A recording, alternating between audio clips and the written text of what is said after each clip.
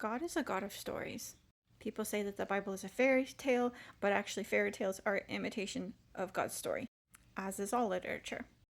Just as all DNA is made up of the same four building blocks, all stories are made up of the same four building blocks of God's story, the gospel.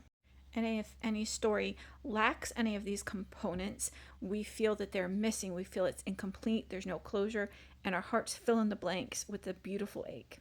So these four building blocks for every story are: one, the blueprint. This is the way things were supposed to be. Then there's number two, the fall. This is where things go wrong. Number three is redemption. This is where the wrong thing is canceled out.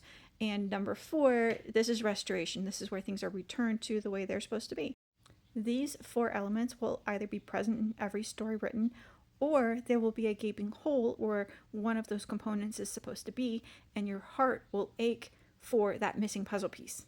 I'll use some of my favorite stories as examples. The Phantom of the Opera. Christine Daae connects with a childhood friend, Raoul, and they become lovers. This is the blueprint. This is the way things are supposed to be.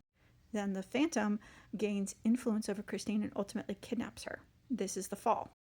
In Raoul's confrontation with the Phantom, Christine offers her love to the Phantom in exchange for Raoul's life. This is the redemption.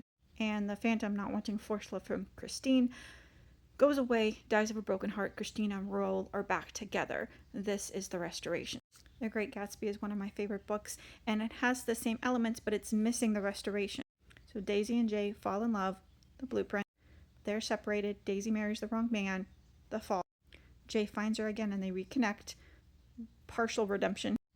But Jay is killed and Daisy continues on unhappily with her husband, lack of restoration. And that's really where your heart aches in the story, where you feel it most.